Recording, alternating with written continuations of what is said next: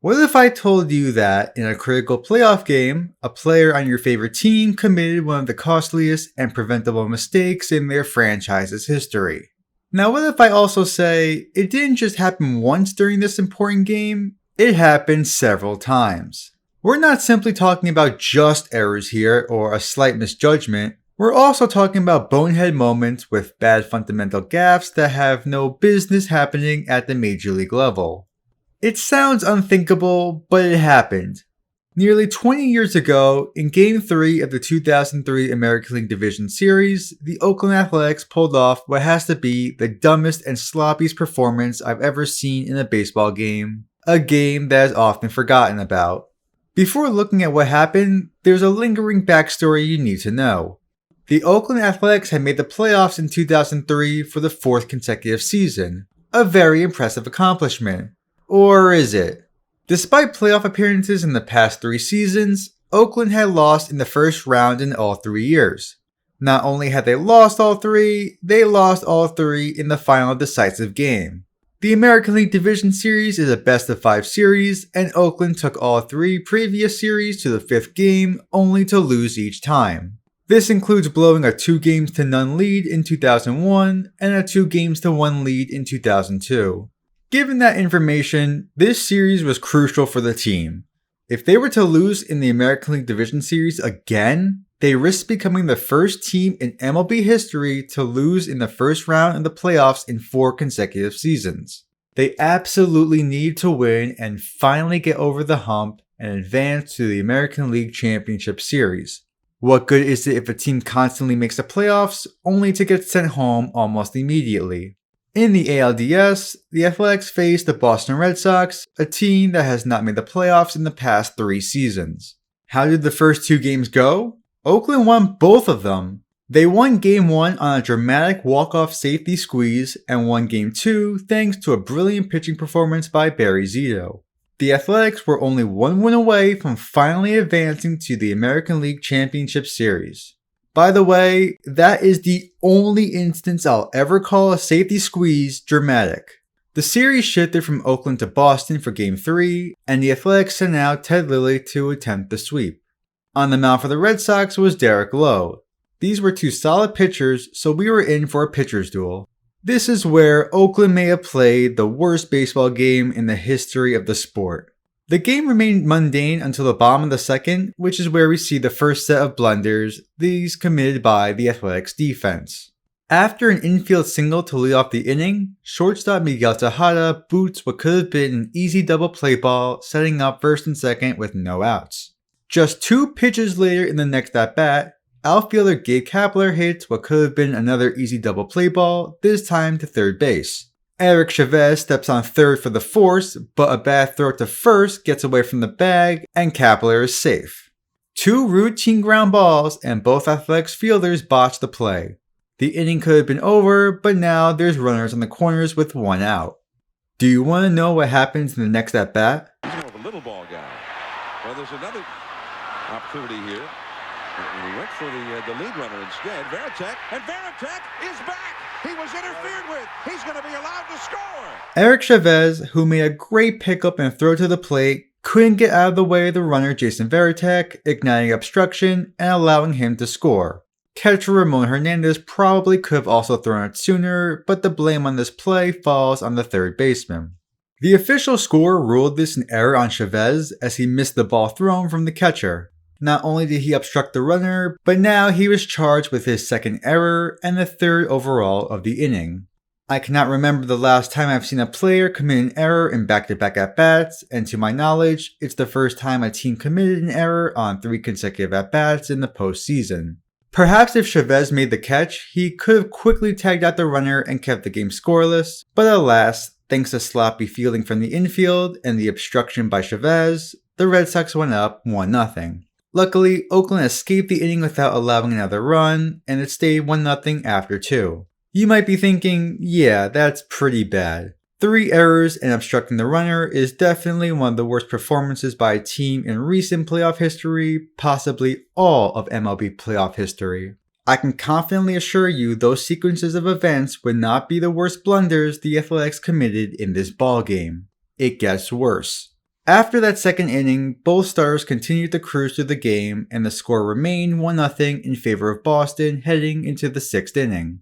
Eric Burns led off the 6th inning for Oakland with a single and immediately stole second base, tying run in scoring position with nobody out. A ground out in the following at-bat moved Burns over to third base, and the next batter, Arubio Durazo, walked to set up runners on the corners with 1 out for Miguel Tejada. Tejada, who made the first of 3 errors for Oakland in the 2nd inning, had a chance here to redeem himself and tie the game, or even give the A's the lead. Do you want to guess what happens in this at-bat? If you don't know, I guarantee you'll never guess correctly, and well, let me just play it. Scoring chance. Hit very softly. Low throws home, and that one is going to allow the other runners to move up. As Burns shoved Jason Varitek, and Varitek goes over and tags him out. Burns never tagged the plate. Oh, Eric Burns. This is the playoffs, and you're the tying run. What a pathetic moment for Eric Burns in the Oakland Athletics. Burns was a respectable player on the field, but this is without a doubt the lowlight of his career. Everyone watching should know that as a runner, you always go back to touch home plate when involved in a collision of any kind. I get he was hurt as he was limping away, but man oh man, at least crawl back to the plate to make sure you touched it.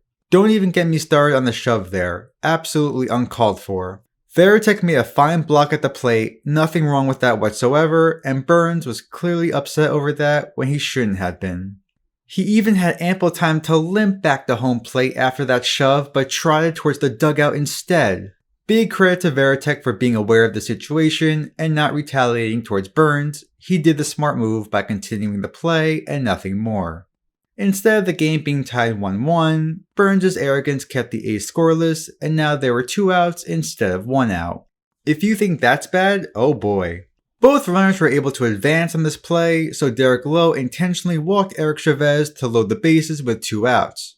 At bat now was Ramon Hernandez. He hits a soft chopper to short where Nomar Garciaparra misses it, and the ball rolls under his glove into left field.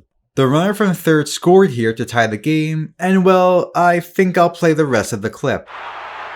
Well, now Tejada was obstructed by the third baseman, but I never saw a call. Well, Tejada stopped running, and Tejada has been tagged out. Oh my goodness, Oakland. That was a lot to take in at once. Let's look at it again. Hernandez's ground ball sneaks under the glove of the shortstop and into left field. As the play is happening, third baseman Bill Miller retreats to third base in the event of a play at third. After he gets to the bag, the runner Miguel Tejada bumps into him as he was rounding the base. After Tejada runs into Miller, he continues to run for a short period as the left fielder Manny Ramirez was set to throw the ball back into the infield. Tejada slows down halfway between third and home while the ball is live and gestures to the umpires about the interference. While Tejada throws his hands up, Jason Varitek catches the relay and tags him out for the 3rd out of the inning. This is Sports Fundamentals 101. You do not stop a play until an official declares the ball dead. In football, basketball, and other sports, you're taught to keep playing until you hear a whistle. In baseball, you're taught to keep the play alive until an umpire rules the play dead. All of Miguel Tejada's fundamentals were thrown out the window on this play. You do not tell the umpire to make the call, you play it out and let him make the call whether it's the correct or incorrect one. What did the umpires eventually rule on the field? Well, despite the confrontation between the manager Ken Maka and company, the umpires ruled that the call stands and Tejada is out and the inning is over. I'm sure many of you may be confused as to why Tejada would be called out if Varitek was awarded home earlier in the game. MLB Rule 6.01 subsection H paragraph 2 states, if no play is being made on the obstructed runner, the play shall proceed until no further action is possible. It also states, when the ball is not dead on obstruction and an obstructed runner advances beyond the base which, in the umpire's judgment, he would have been awarded because of being obstructed, he does so at his own peril and may be tagged out. This is a judgment call. Basically, since Tejada ran past the base he would have been awarded, he continues at his own risk and the play is live.